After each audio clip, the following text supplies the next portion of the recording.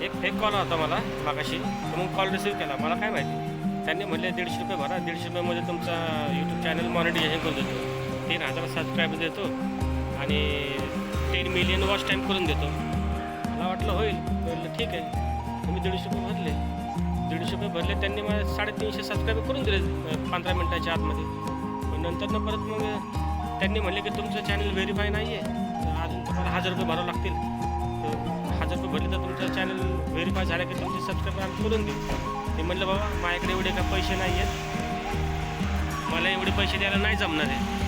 तो म्हटला नाही तुम्हाला करावंच लागेल. म्हणजे बाबा राहू दे, काय नको करू, चॅनल माझा मॉनिटाईज वगैरे बंद कर. आणि तरी पण कट केला. मग त्यांनी काय केलं माहिती आहे का, जे 300 सबस्क्राईबर केले ते पण त्यांनी हळूहळू कमी करायला सुरुवात केली. मग आता मला सांगा, तुम्ही असल्या भानगडीत पडू नका. मी तर आता मला तर समजलं आहे, तुम्ही पण सावध राहा. ठीक आहे त्याची आता ते इकडं आलो मी आता वानवडीला, तर मित्राच्या पडतं मागं काय मग अशी 150 रुपयाला फटका बसला आहे. चॅनल मोनिटीचं नाव खाली 150 रुपये भरलो बसलो. तर तुम्ही शहाणे असेल तर तुम्ही असल्या भानगडीत पडू नका, जसं मी फसलो आहे. हुशार राहा. कसं माहीत लागलं होतं, मित्राबरोबर आलं वानवडीला. काहीतरी काम होतं एखाद्या बिल्डिंगवर, बसलं दारात मित्राची वाट बघत. वैताग आला आहे.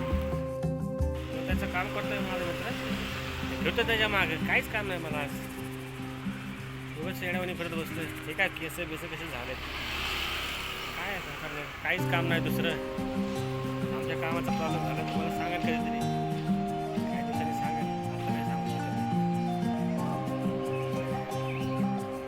तुम्ही म्हणतात त्याच्या गळ्यात रुमाल कसला, अहो हा रुमाल बांधला मी उन्हात फिरतो त्यामुळे तोंडाला बांधायला, खाली उतरले की तोंडाच्या खालचा काढतो. रुमाल बांधण्याचं दुसरं काय नाही असं गुंडगिरी करतं. मला पण नाही सवय, पण असं उन्हात फिरावं लागल्यामुळं ते रुमाल तोंडाला मला असा बांधावा लागतो उन्हात. त्यामुळं खाली उतरलो की मग हा रुमाल काढावा लागतो. बस एवढंच आहे, दुसरा उद्देश काय नाही.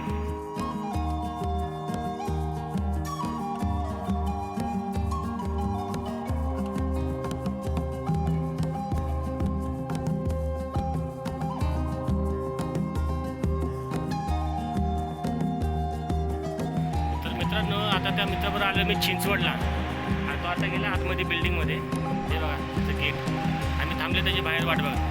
तर मित्रांनो कसा वाटला तुम्हाला माझा आजचा ब्लॉग? आवडले असल्यास लाईक करा, सबस्क्राईब करा आणि मित्रांना शेअर करायला विसरू नका. आपण आता इथंच थांबले, भेटूया पुढच्या ब्लॉगमध्ये. थँक्यू.